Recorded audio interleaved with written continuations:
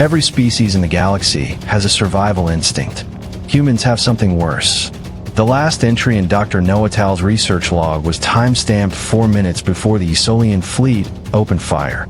She had been documenting the molecular disruption pattern of a Isolian gravity lance. 3 pages, 2 diagrams, 1 tentative theory. Her colleague Finmarsh appeared in the corridor with a handheld sensor and a bandage head wound. "Noah, we're going to die." "Maybe," she said. "Hand me that." He handed her the sensor. She kept writing. The Meridian was a research vessel. 43 crew. No weapons.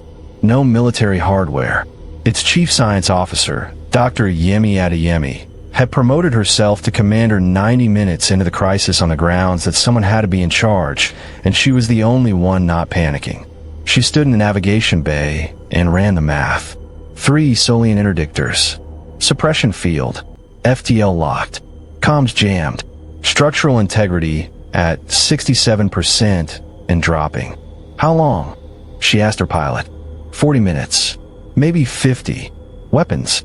He stared at her. "It's a research vessel." "I know. I'm checking." "A beat." "Right. Status reports from every research team. I want everything we know about Isolian weapons systems, and I want it now." A graduate student raised his hand. "Are we going to science our way out of this?" "Exactly what we're going to do," Yemi said. "Get to work." The anomaly. Strike Commander Ethan had terminated 17 research vessels. They were always the cleanest operations. The Meridian had been on schedule for 20 minutes.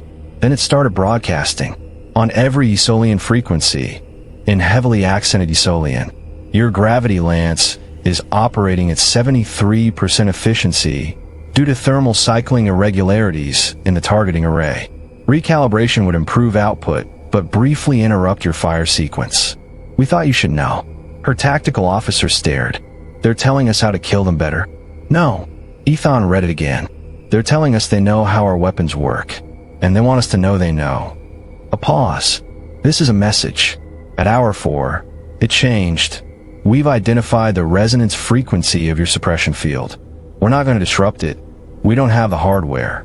But we've documented it, and we're transmitting a compressed data burst towards Sol on a frequency you haven't jammed. We thought you should know that too." They had found the unmonitored frequency. Not to escape. Not a call for help. To ensure the data survived. Ethan raised her hand to intercept the transmission. Held it. Lower it slowly. If she intercepted it, she confirmed that what they found was worth hiding. She couldn't give them that. The recording. The 3rd transmission wasn't data. It was a recording. 43 voices overlapping. Some calm, some frightened, some laughing. Arguing methodology. Someone explaining why the gravity lance disruption might be reversible. Someone disagreeing. A graduate student repeating, Wait, I have an idea." Ethan listened to all of it. The specific, impossible sound of a crew doing science in a burning ship. Not despite the danger. Because of it. Because they could not. She thought about chapter 47 of the Xenopsychology treatise.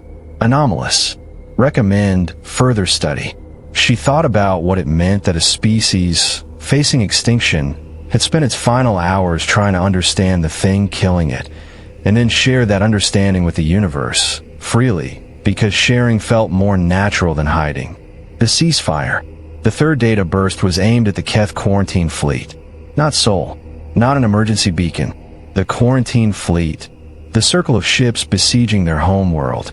6 hours of Isolian weapons research, transmitted as a gift to their greatest strategic leverage point, for no reason except that they'd found it out and sharing knowledge was what they were.